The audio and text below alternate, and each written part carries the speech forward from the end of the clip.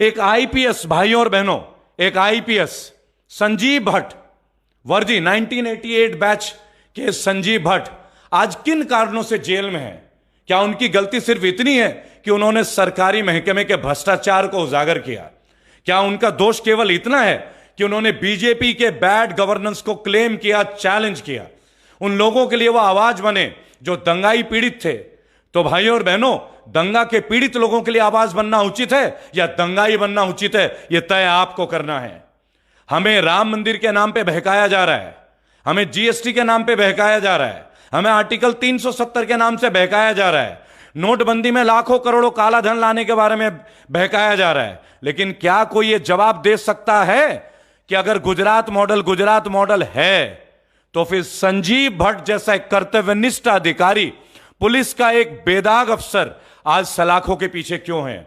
इसके पीछे की कहानी आप में से बहुत लोग जानते हैं, लेकिन आज मैं उनके परिवार के साथ हूं। उनको बुलाने से पहले आपको दो शब्द बताना चाहूंगा। उनकी धर्मपत्नी माननीय श्रीमती श्वेता भट्ट जी और उनकी पुत्री जो फिलहाल हमारे साथ आज मौजूद है, आकाशी भट्ट जी, जो पेशे से डॉक्टर हैं, और किस तरीके से मानसिक प्रताड़ना से पूरा परिवार गुजर रहा होगा।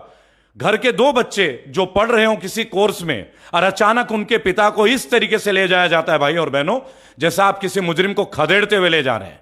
वो तो शुक्र था तमाम लोगों की दुआओं का, ईश्वर के नजरिया का, अदरवाइज वो दिन दूर नहीं थे जब बैड गवर्नेंस तो बड़े बड़े लोगों का एनकाउंटर कराने में तुली हुई थी।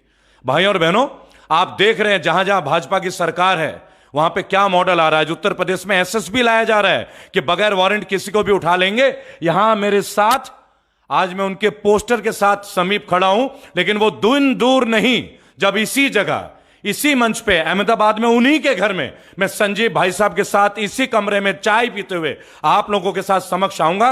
मेरे लिए गर्व की बात होगा, मेरे परिवार के लिए और करोड़ों करोड़ों भारतीय परिवारों के लिए गर्व की और प्रकाष्ठा की बात होगी। क्यों? उन्होंने हमारे लिए कुर्बानी दी। भारतीयों, जो भी मेरे वीडियो सुन रहे हैं, मेरा आपसे एक अनुरोध है, आखिर कब तक वीडियो देखते रहोगे? कब तक सुनते रहोगे? कब तक हेडफोन में काम करते रहोगे? आओ उतरो धरातल पे। अपने लिए दुनिया जीती है, ऐसे निर्भीक अधिकारियों के लिए कौन जिएगा जो हमारे लिए अपने प्राणों का न्यौछावर करने के लिए तैयार रहता है? भाई और बहनों, कानून की एक ऐसी दांव पेंच जो इनकी बेल नहीं होनी देती। 302 का मुकदमा दर्ज कराया जाता है उस व्यक्ति के ऊपर जो किसी एक बड़े मामले में आखिरी गवाह को प्रोटेक्शन देने में यकीन करते हो। बहुत सारी बातें जो अभी आपके सामने मैं आऊंगा और मैं आमंत्रित करूंगा माननीय भाभी जी और संजीव भट्ट जी की जो धर्मपत्नी है श्वेता भट्ट जी, आप प्लीज आए मेरे साथ। आकाशी जी आप भी आए।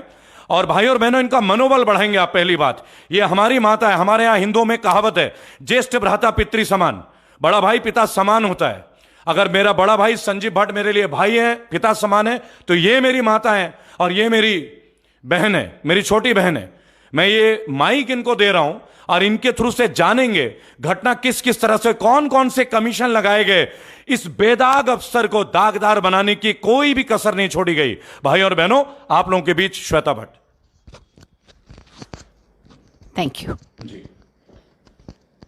नमस्कार। मैं हमेशा कहती हूं कि मेरा नाम श्वेता संजीव भट्ट है और मैं ये नाम बड़े गर्व से लेती हूँ, हमेशा से। क्या बात है, नमन है आपको, नमन है आपके हौसले का, नमन है, नमन है आपका। आप मन भारी मत कीजिए, नमन है आपके हौसले का। आप हमारे लिए बहुत बड़ी प्रेरणा का स्रोत है। आप ये साबित करती हैं कि मणिकर्णिका का एक्टिंग, आप तो केवल एक्टिंग करती हैं। यहां वो औरत है जो जूझ रही है देश के एक शेर के लिए। यह है वीरांगना जिन्हें कोई मंच की जरूरत नहीं है। प्लीज। Thank you.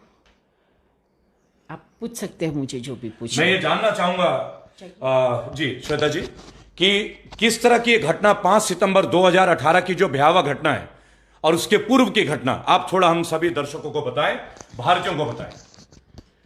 5 सितंबर 2018 जी सुबह 8 बजे जी एक सीनियर आईपीएस ऑफिसर के घर में जी 40 से 50 पुलिस वालों के साथ, कितनी सारी ढेर सी गाड़ियों के साथ हमारे घर में लोग आ जाते हैं। भाइयों और बहनों, सीनियर रैंक के आईपीएस ऑफिसर संजीव भट्ट 5 सितंबर 2018 शिक्षक दिवस के दिन उनके घर को 50 से ज्यादा पुलिस अधिकारी घेरते हैं।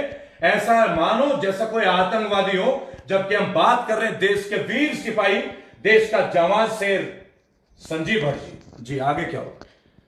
वो आके कहते हैं कि उनको क्वेश्चनिंग के लिए ले जाना है। जी। हमने जब पूछा, सर ने जब पूछा कि कौन से केस में, जी, तो बताते नहीं हैं। बताइए, जिस जुर्म के आधार पे उनके घर में पुलिस वाले धावा डालते हैं, एक वरिष्ठ पुलिस अधिकारी के घर में पुलिस का ही अटैक होता है और उन्हें यह नहीं बताया जाता है कि किस जुर्म के आधार पे उनके घर में ये रेड हो रही है और क्यों उनको जबरन उठाया लिया जा रहा है। उसके पश्चात क्या हुआ? तो साहब ने कहा कि मैं तो यही हूं, इतने सालों से यही हूं जी, जो भी है पूछो, जी, पूछ सकते हो जी, मुझे। ये जी, 30 साल पुरानी बात, 25 साल पुरानी बात, जो भी है जी, मगर नहीं। तो उनको लेके जाते हैं क्वेश्चनिंग के लिए, under the pretext of questioning of course. और फिर वहाँ कोई फैमिली मेंबर्स को अलाउ नहीं करते, वकील को अलाउ नहीं करते। हमें पता ही नहीं था कि किस केस के लिए ले जा रहे हैं। मैं बात कर रहा हूं गुजरात मॉडल की। आप लोगों ने देखा होगा 2014 का चुनाव जब हुआ था तो माननीय प्रधानमंत्री मोदी जी ने गुजरात मॉडल का जिक्र किया और बीजेपी के तमाम बड़े आला नेताओं ने गुजरात मॉडल का जिक्र किया था। भाइयों और बहनों, ये है Gujarat model. This is what is actually Gujarat model is someone who is one of the bravest officer on this earth and being proud to say that he is an Indian just like me। मेरी तरह वो एक सच्चे भारतीय हैं और उनके घर में उनको पूछताछ के नाम पे उठाया जाता है और उनको घर वालों से मिलने नहीं दिया जाता है, उनके वकील से उन्हें मिलने नहीं दिया जाता है। भाइयों और बहनों, और ये न्याय है, ये गुजरात मॉडल। इस परिवार के आप हमारी वीर बेटी को देख रही हैं, मैं उनका परिचय कराना चाहूंगा, Akashi Bhatt, and she is a practicing doctor.